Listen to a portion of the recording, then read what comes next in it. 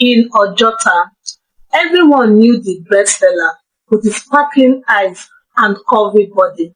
Men wanted her, women envied her, and her parents trusted her. But Adunni carried more than bread on her head. She carried a dangerous secret in her heart, a secret that would soon bring love, betrayal, and scandal that could destroy everything she had built. This is the story of the bread seller, whose beauty opened doors and also set traps she could never escape.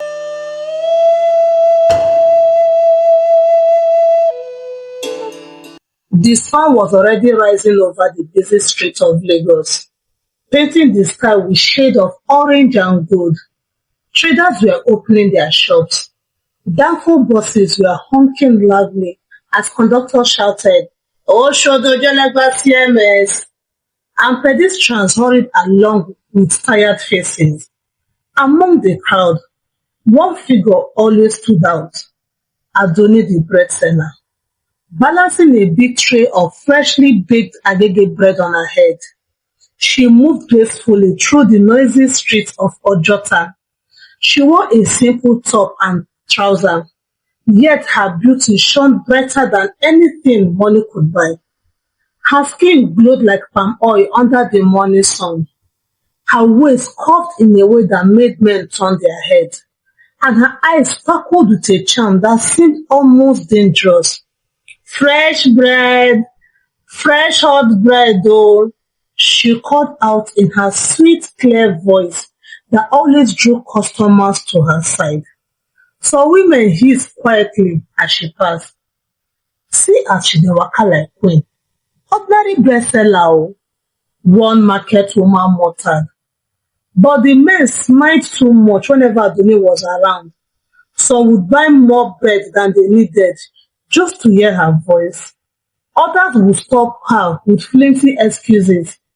Abeg check whether this bread get butter inside, or make I see the soft one wey dey down. What they truly wanted was attention. Adunni was aware of their stares. She had grown used to it. She carried herself like someone who knew her worth, even though to the world she was just a poor hawker from a struggling family. At home, life was not easy. Her father, Baba Adunni, was a carpenter who earned little from fixing broken chairs and doors. Her mother, Mama Adunni, sold vegetables at the roadside. The family barely survived each day. Adunni's younger siblings, Shola and Bisi, often complained of going to school on empty stomachs. That was why Adunni joined hawking bread immediately after finishing secondary school. Her parents had no money to send her to higher institution, and she didn't want to sit at home idle. But what people didn't know, and what even her parents and siblings didn't know, was that Adunni's beauty had opened another kind of door for her. That morning, as she walked past the motor park, a group of young men whistled at her. One of them shouted, Adunni baby, fine girl, no pimple. Na only bread you dey sell. Marry me make you chop life now. She smiled faintly, but didn't answer. She was used to such comments. Men were always chasing her, but she had her own secret way of handling them. A shiny black SUV slowed down beside her. The tinted glass rolled down to reveal a well-dressed man with dark shades. He was not a stranger. She had seen him before. He always bought bread from her, but never just bread. Adunni, the man said with a smile, come, I need 2 loaves. Her heart skipped a beat, but she remained calm. She lowered her tray, picked the best loaves and handed them over to him. How much? He asked, his eyes fixed on her face rather than the bread. 600 naira, sir, she replied softly. He gave her 5,000 naira and waved his hand. Keep the change. Eh? Ah, sir, it's too much. She protested lightly. Nothing is too much for you, Adunni, my dear.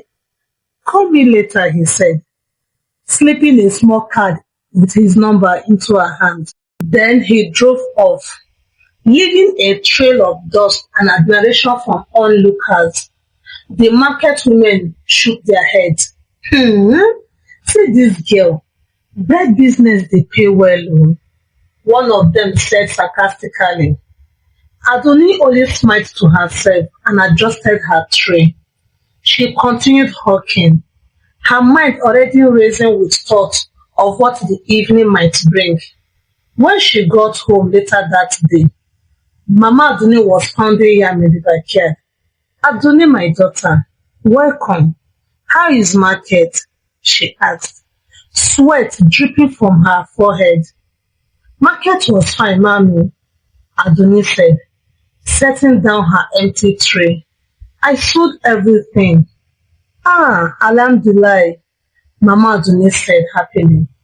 God will bless your husband. You see how this bread business is helping us. One day you too will open bakery, become madam, and stop hawking like this. Adunni forced a smile. Yes, mommy, one day. But inside her heart, she knew her mother's dream would never come true. Not because she didn't have the money, but because the bread tray was not her real source of wealth. It was only her disguise. That night, as the family ate dinner, Baba Adunni coughed heavily. He looked tired and weak from the day's carpentry work. Shola, my son, make sure you read your books well, he said to his son. Education is the only thing that can lift us from poverty. Yes, Baba, Shola said. Adunni stared at her family quietly. They had no idea that she already had plans to change their lives completely. She had been saving and investing secretly. She had men giving her money, cars, even land. Soon, she would surprise everyone with words beyond their imagination. But for now, she kept her secret locked away, hidden behind the image of a simple bread seller. The night was quiet, except for the chirping of crickets. Adunni lay on her mat, staring at the ceiling. She picked up the card the man in the SUV had given her and smiled faintly. Her double life was dangerous, but it was also exciting. Tomorrow, she would still carry her bread tray on her head, ready to be just another poor hawker. But deep inside, she knew she was playing a game with fire, a game that would one day burn her. Lagos never slept. Even at night, the city buzzed with music, laughter, shouting, and the sound of cars speeding past. While her family thought she was asleep on her mat, Adunni was sitting in the back seat of a black SUV, dressed in a fitted gown that hugged her curves. The man who had bought bread from her that morning, Mr. Dane, was sitting beside her. He was a wealthy businessman, known in the area of his chain of hotels and flashy lifestyle. You are too beautiful for this bread hawking life, he said, running his eyes over her. A queen like you deserve diamonds and mansion. Adunni smiled shyly. She had had such words before, but every time they sounded like sweet music to her ears. I don't have much choice, sir. That bread is the only thing I can use to cover myself, she replied. Mr. Adele laughed, shaking his head. Cover yourself? My dear, from today, you will not lack anything again. Just make me happy. That night, he took her to a five-star hotel in Victoria Island. By the next morning, Adunni's life had changed again. He gave her 1 million naira in cash and promised her more gifts if she kept seeing him. From that day, Adunni's secret life grew wider. Men of different ages and status came into her world. Some were politicians, others were married businessmen. They all fell under her charm and were willing to spend heavily on her. Her beauty was her greatest weapon, and she used it well. Within months, she had enough money to buy land in her hometown, Ibadan. Soon after, she built a 10-room mansion there. She also bought a car, though she never drove it to her family house in Lagos. She didn't want to raise suspicion.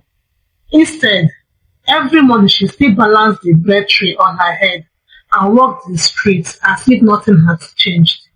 People in the community started whispering, "Hmm, have you noticed that Adunni is different these days?" One woman asked another. "Yes, so my sister. I heard she just sent her brother Shola to university in America." Another replied, "But how? Is it not bread she's selling? Even bakery owners don't make that kind of money." Hmm. Hmm. Maybe God just blessed her. Someone else said with a shrug. The gossip spread like wildfire, but nobody had proof. All they saw was a young bread seller who somehow built a mansion, bought cars, and was sponsoring her siblings' education abroad.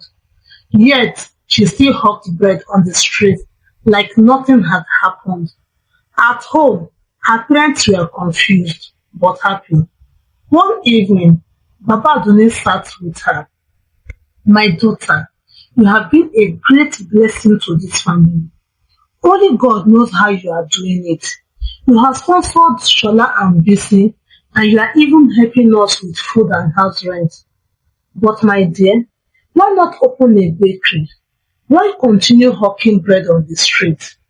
Adunni smiled gently, her eyes avoiding his. "Baba, people trust me because they see me every day. If I stop hawking, the money may stop. Don't worry, one day I will open a bakery." But deep down, she knew the truth. The bread tray was only her mask. If she dropped it, people would begin to ask too many questions. As her wealth grew, so did her arrogance. She started avoiding her childhood friends, claiming she was too busy. She no longer fetched water with other young women in the area. Instead, she paid people to do such chores for her. When neighbors greeted her, she sometimes ignored them, pretending not to hear. "Money has changed Adunni," the neighbor said, "but let us watch. Time will tell." Her younger sister Bisi returned home from school one holiday and couldn't hide her surprise. "Ah, Sister Adunni, this your life is like film," she exclaimed one night as she admired the expensive clothes Adunni had bought for herself.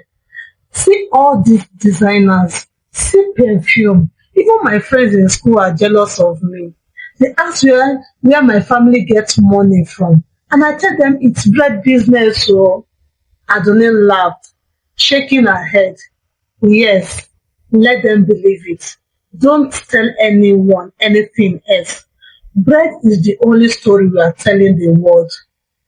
Bisi nodded innocently. She truly believed her sister's success came from bread. But while her family celebrated, Adunni was beginning to notice strange changes in her body. She often felt weak, and sometimes her skin itched badly. She started losing weight secretly, though she covered it up with makeup and stylish clothes. At first, she thought it was just stress from meeting too many men and managing her double life. But deep in her heart, fear began to grow. Still, she refused to stop. Money was too sweet. The gifts, the trips, the attention. She couldn't let go. She told herself, "It's nothing, I am fine. I just need time to rest more, Jerry." But the truth was slowly catching up with her. The rainy season had come again in Lagos. Heavy clouds darkened the sky and thunder rumbled across the city. On one particular afternoon, Adunni was returning from the market, balancing her bread tray on her head as raindrops splashed against her wrapper. She tried to walk fast, but she suddenly felt a sharp pain in her chest. She staggered slightly before catching her balance. A few people noticed. Adunni, are you all right? A passerby asked. Yes, I'm fine. She forced a smile, adjusting the tray. But inside, her heart was beating heavily. She felt as if her body was beginning to betray her. That evening at home, Mama Adunni prepared hot eforiro for the family. Everyone sat around the small wooden table, chatting and laughing, but Adunni barely touched her food. My daughter, you didn't eat well, her mother said, watching her. You've been looking pale these days. Are you sure you are okay? I'm fine, mommy, Adunni replied quickly, forcing a smile. Just tired from walking, that's all. Her father cleared his throat. Tired? Hmm. Tired or not, we need to talk about something serious. Adunni looked up. What is it, Baba? My daughter, this your bread hawking. It is good, yes, but people are beginning to talk. They say you are doing too much with it. You have built a mansion in Ibadan. You are sponsoring your siblings abroad, and yet you still carry bread on your head every day. It doesn't look ordinary, Adunni. It is time to open a bakery or a shop, something respectable. Mama Adunni nodded in agreement. Yes, my daughter. Listen to your father. Let people see that you are growing in the right way. You are too big for this hawking life now. Adunni smiled faintly, hiding her unease. Baba, mommy, don't worry. I will do it when the time is right. For now, let me continue. This bed is what people know me for. If I leave here suddenly, they will gossip more. Her parents exchanged glances. They couldn't argue further, but deep down, worry sat heavily in their hearts. The whispers in the community grew louder. One afternoon, as Adunni passed by, she overheard a group of women gossiping. Bread seller or not, I don't believe her story, one said. Which hawker built mansion within 2 years? Maybe she joined secret courts, another added. Or she's doing wars with rich men. Who knows? Shh! Don't say it too loud. Her family may hear, a third cautioned. Adunni pretended not to hear them, but her ears burned with shame. She quickened her steps, her tray balanced firmly on her head. Meanwhile, her health troubles worsened. She began experiencing night sweats. Sometimes she coughed with her chest ached. On certain mornings, her legs felt too weak to carry her, but she forced herself to go out because she didn't want anyone suspecting the truth. When neighbors noticed her weight loss, they assumed it was stress, but a few sharp tongues whispered otherwise. She's reaping what she sowed, one old woman muttered one day. Too much enjoyment with men. This is how they end. Still, Adunni lived in denial. She continued meeting her wealthy clients at night, collecting their gifts and money. Some of them even promised her trips abroad. But deep inside, a quiet fear gnawed at her soul. Every time she coughed or felt sharp pains, her mind whispered the words she didn't want to hear. Infection. One weekend, her younger brother Shola called from America. His voice was full of joy. Sister Adunni, God bless you. Because of you, I'm studying one of the best schools here. My friends envy me. I promise to make you proud. Adunni smiled as tears filled her eyes. It's okay, Shola. Just study hard and succeed. That's all I want. After the call, she sat quietly in her room, staring at the walls. She had given her siblings a golden future, but at what cost? The mansion, the cars, the riches, everything came with a price she was now paying secretly. One night, as she lay on her bed, she overheard her parents talking outside. Dear Adunni, I don't understand our daughter anymore, her father said, in a low, worried tone. Something about her doesn't feel right. She has money, yes, but she looks sick. She refuses to live that hawking life.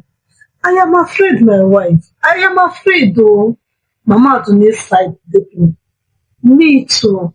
I pray we will not cry over her. I have begged her, but she will not listen. May God protect her. Adunni closed her eyes, tears rolling down her cheeks. She wanted to confess everything, to tell the truth, but fear held her back. Instead, she whispered to herself, just a little longer. I can handle this. You don't need to know, but destiny had already written another story of her. The sun beat mercilessly over the streets of Ojota one afternoon as Adoni made her way through the crowd. Bread tray balanced neatly on her head. She forced herself to smile at customers, but her steps were slower than usual. Sweat drenched her blouse and her chest felt heavy. Adunni, give me one agege bread, a man called from his shop. She tried to answer, but her voice cracked. A cough burst from her throat, so violently that her tray almost slipped from her head. The man rushed forward to steady her. Adunni, are you all right? He asked, concerned on his face. I'm fine, she whispered, holding her chest. Just small cough. But as she walked away, she could hear two women nearby murmuring, Hmm, you see her. Something is wrong. She looks sick, one said. I've been watching her. Oh. This is how it starts. Oh. Too much enjoyment with men. God is watching, the other replied. Adoni's ear burned. She wanted to scream at them, to defend herself, but her strength failed her. She walked on, tears welling in her eyes. That evening at home, her mother noticed again. My daughter, this your cough is becoming serious. Let us go to the hospital tomorrow. Mama Adunni said firmly. Adunni shook her head quickly. No, mommy, I'll be fine. It's just catarrh. Her father frowned. Catarrh that has lasted for months? You are no longer eating well. You are losing weight and you are always tired. Something is wrong, my daughter. We must see a doctor. But Adunni smiled faintly and changed the topic. She couldn't face the truth. Meanwhile, her wealth was at its peak. The mansion in Ibadan was completed and furnished with the most expensive materials. She had another car parked discreetly at a friend's house. Her siblings abroad were living well, sending back pictures of their bright futures. Neighbors saw her as a mystery. How can one girl who sells bread do all this? They asked in shock. She is special, some said. No, she's doing something dark, others argued. But no matter how much they gossip, Adunni still carried her tray on her head every morning, pretending to be just a simple hawker. Then, one Sunday afternoon, disaster struck. Adunni had just returned from seeing one of her wealthy clients when she collapsed in her room. Her younger sister Bisi screamed and rushed to call her parents. Baba, mommy, come quick, Adunni has fainted. Her parents rushed in, lifting her from the floor. She was burning with fever, her lips dry and her skin pale. Jesus, what is happening to my daughter? Mama Adunni cried. They rushed her to a nearby private hospital. The doctor examined her and shook his head. This sickness did not start today, he said gravely. She had been carrying it for long. We must run some tests. Adunni's heart raced in fear. She knew what the test would reveal. While she was admitted, people in the community began to talk louder than ever. I said it. That girl is not ordinary. Her secret has caught up with her, one old man declared at the roadside. Eh? Don't you see how she was shining before? Carrying bread, yet building mansions. Now look at her, a woman added. Some shook their heads in pity. Others mocked her openly. The admiration had turned to ridicule. In the hospital bed, Adunni stared at the ceiling. tears rolling down her cheeks. She remembered the day she first collected money from the wedding man, telling herself it was just for survival. She remembered every trip, every gift, every night in hotels. Now, lying weak and helpless, she wondered if it had all been worth it. Her siblings were abroad. Her parents had food on their table. Her name had been sung in gossip across the community, but her body was failing her. For the first time in her life, fear swallowed her completely. The hospital ward was quiet, except for the soft hum of a ceiling fan. Adunni lay weakly on the bed, her once glowing skin now pale. Her mother sat by her side, holding her hand tightly, whispering prayers under her breath. Her father paced the floor restlessly, his face clouded with fear. The door opened, and the doctor walked in, holding a brown envelope. His expression was serious. Mr. and Mrs. Adeyemi, he began, we have the result of your daughter's test. Mama Adunni gripped her daughter's hand even tighter. Doctor, please tell us, what is wrong with my child? The doctor sighed. Your daughter is suffering from a severe infection. It is one of those that are spread through intimacy contact. Her immune system is very weak. She had been carrying this sickness for a long time. The room felt silent. Baba Adunni stopped pacing, his eyes wide with shock. Intimacy contact? You mean? Oh! His voice strayed off as he looked at his daughter with trembling hands. Mama Adunni gasped. Her eyes filled with tears. Ah, Adunni, my daughter, is it true? Adonis turned her face away, ashamed. Tears rolled down her cheeks as she whispered, I'm sorry, Mommy. I didn't want you to know. I didn't want anyone to know. Her mother broke down with uncontrollable sobs. Her father sank heavily into a chair, holding his head in his hands. News spread quickly, as it always did in Lagos. By the next day, the community was buzzing. Have you heard? Adunni, the great fella, is in the hospital. A woman said at the market. Yes, so they said she is sick with something shameful. Another replied, shaking her head. I knew it. I knew that bread was just a cover. How can an ordinary hawker build mansion and sell siblings abroad? Some people showed pity, but many laughed and mocked. The same lips that once praised her beauty now cursed her. See her life now. Money without peace. Now won't kill her, one man said bitterly. At the hospital, Adunni's siblings abroad called, crying over the phone. Sister, tell us it's not true. Bisi sobbed. You only said it was bread business. You told us to believe in you. Adunni's voice cracked. I'm sorry, Bisi. I like to protect you. Everything I did was for you and Shola. I wanted you both to have the life I couldn't have. But I took the wrong path. Her sisters cried harder. Her brother could barely speak. One night, as she lay weak on the hospital bed, Baba Adunni sat beside her quietly. For a long time, he said nothing. Then in a low, trembling voice, he said, Why, Adunni, why didn't you tell us? We could have managed our little poverty. Was it worth it? Adunni looked at him, with tears streaming down her face. Baba, I was tired of suffering. I didn't want to see you struggle as a carpenter, or mommy killing herself in the sun. I wanted better. I wanted to change our story. But look at where it has ended, her father whispered. His shoulders shook as silent tears escaped his eyes. Her health continued to decline. She was in and out of consciousness, her once curvy body now frail and thin.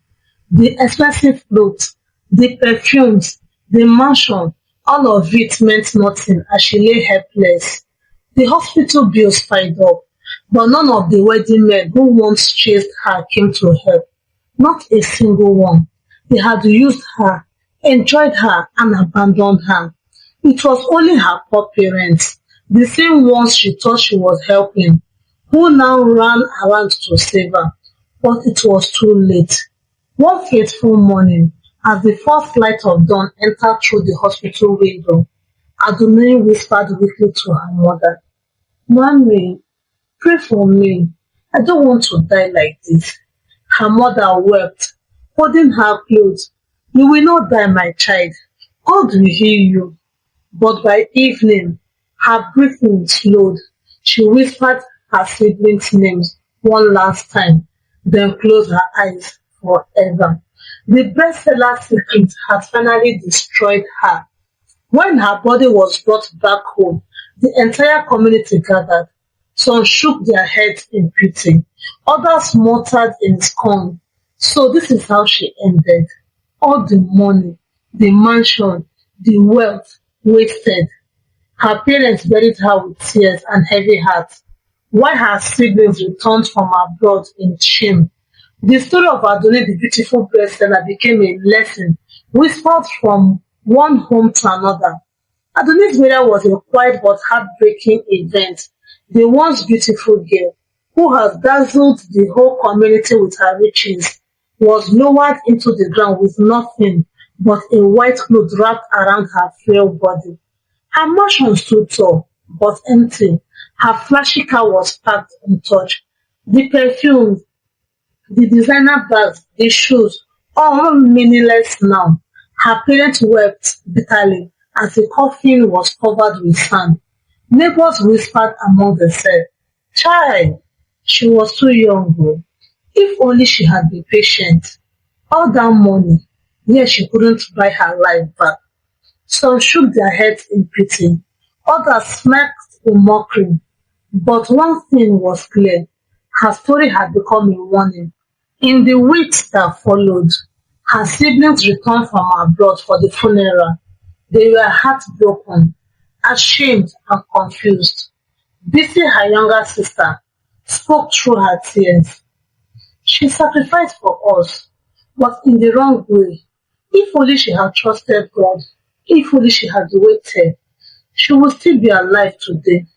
Shola, her younger brother, added quietly, "I thought success was about how fast you can make money. But my sister's life has taught me it is better to struggle in peace than to enjoy riches that leads to shame."